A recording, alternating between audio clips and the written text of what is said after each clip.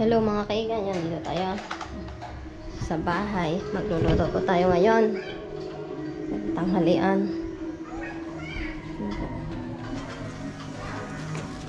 Luto po tayo ng tanghalian.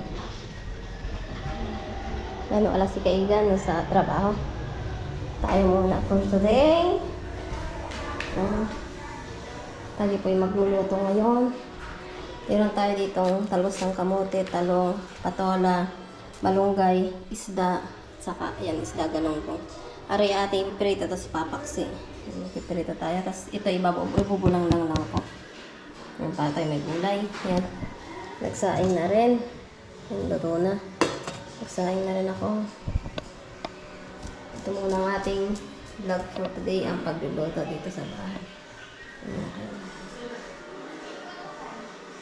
Dito muna tayo sa bahay. Tara, samahan niyo po ako ngayon.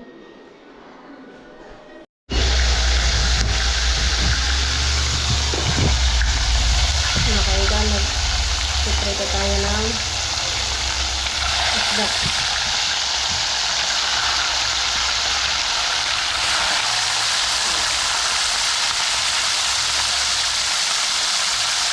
Prito tayo. Nakapitapos na ito. Himayin natin. Ayan. Bubulang lang po yan. Himayin natin.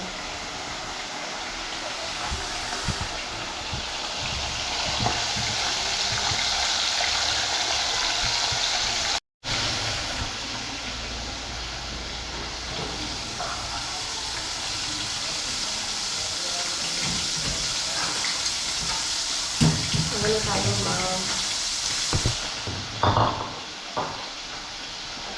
ang patola. Ito tayo ng patola.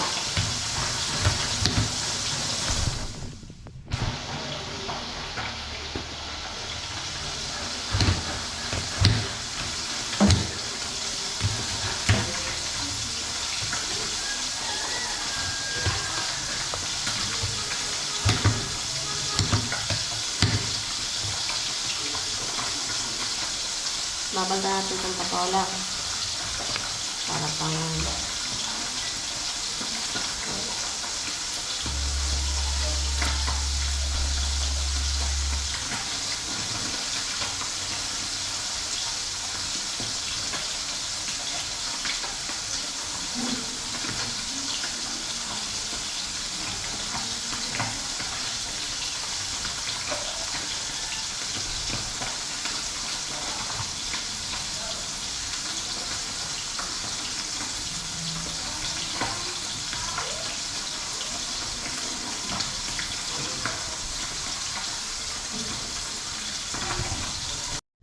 nakaluto na po tayo ng isa, tapos lagay natin.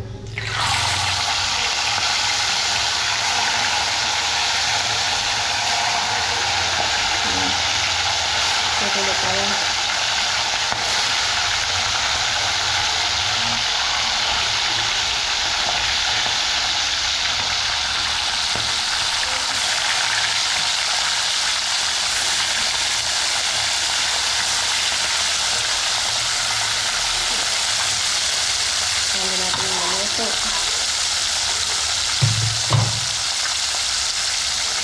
Tapos ito yung patola. Naan na rin natin yung patola. Ang balatan na. Ayan. Ayan, meron tayong luya, sibuyas, bawang. Lalagyan natin sa paksi. Paksi isda po.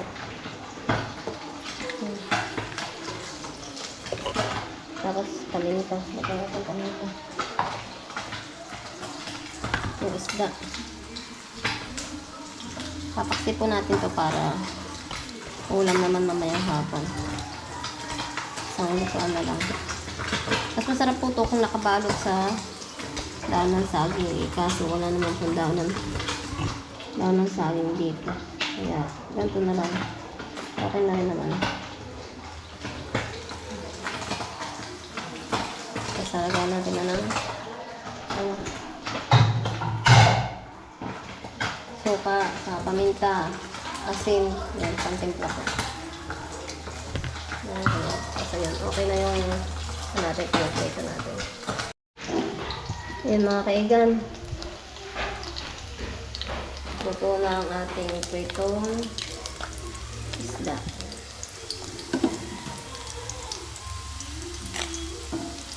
Ayan.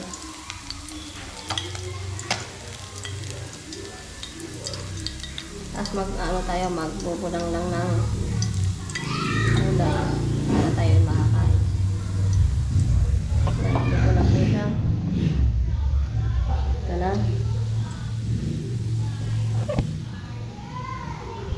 So, magbubulang lang tayo. Palalamigin natin yan para may sari natin ito sa lagayan at dyan tayo makapagluto. Okay na siya. Yan mga kaigan. Lagyan na natin ng suka. Tapos, konti suka lang po. Tapos, lagyan natin ng tubig.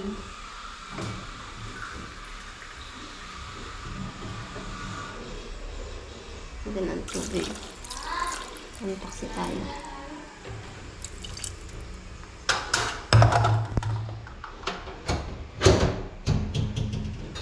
Ayan, lutuin na natin. Sino po tayo?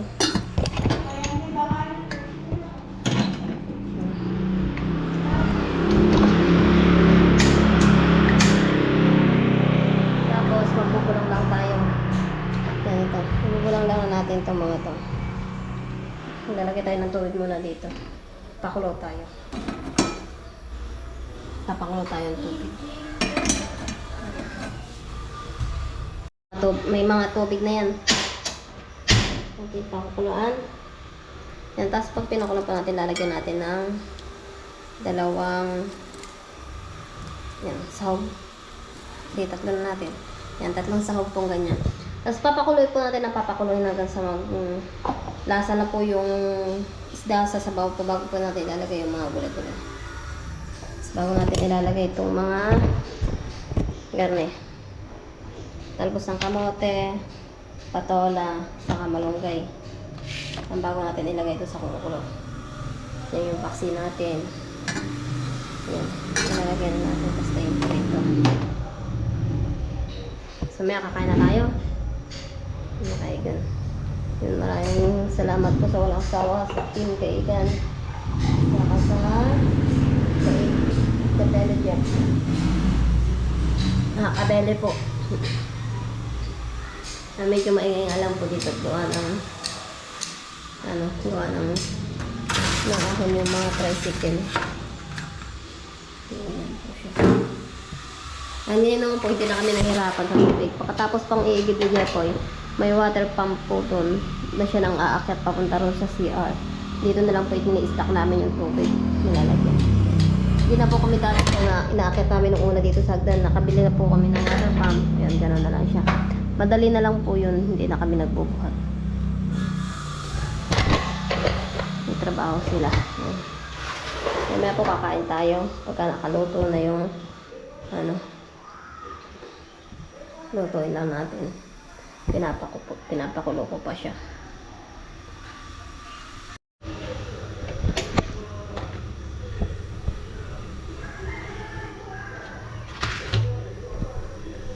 Yung mga kaigan, hugasan natin to.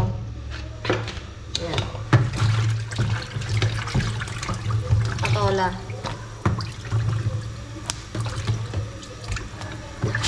Tapos yung talong. Ating tatanggalin yung ating tatanggalin yung tangkay.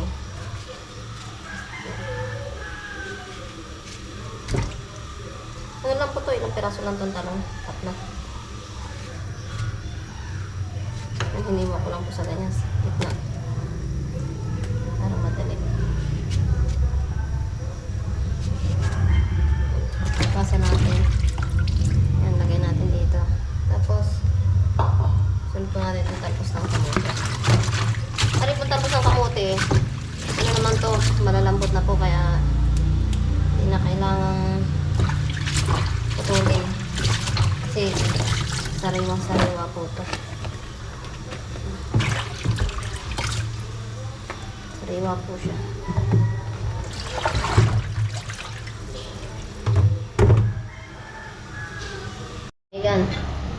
paluto na yung ating paksi. Yan. Pero kailangan ko pang medyo ano pa po siya ng konti. Tapos, yan. Kulong-kulo na siya. Tapos lagay na natin yung patola. Lagay na natin yung patola.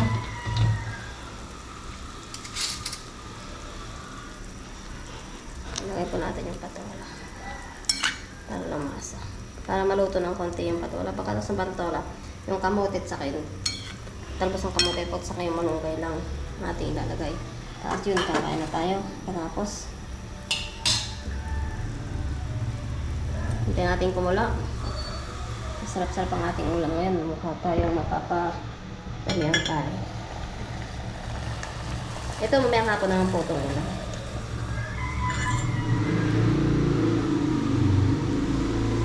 Kaya hintayin natin kumulo at maluto. Ito na mga kaigan, luto na siya. Yan, malambot na yung gulay. Lagyan naman natin yung talbos ng kamote. Lagyan natin yung talbos ng kamote. Kamote pababa. Mga nakain po din po ba kayo ng mga garne? Kami po ay nakain. Sanay sa karne na ulam. Mas masarap ang mga po kaysa sa karne. At yung mga bata po, kumakain din ng ganito. Si Jeffoy din po, nasanay na rin sa amin na kumain ng mga ganitong klaseng ulam po dati. Medyo ano siya sa ulam, pero ngayon, nakain na po siya ng mga ganito. Masarap din naman kasi po, nasustansya. Ayun mga kaigan, luto na. Hindi na. Luto na siya. Tapos ito luto na. Sarap. Sarap ng aming ulam. Paparami na naman ang aming kain ngayon. Sarap. Tapos pritong isda. Kakain na po tayo.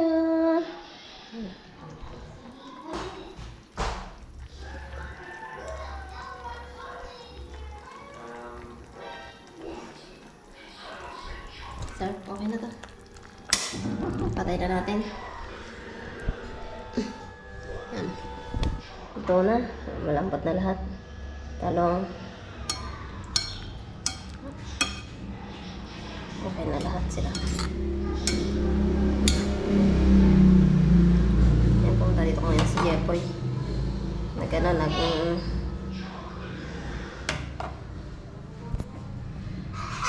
Kuha ng upuan. Sa kayo lagay sa kinuha.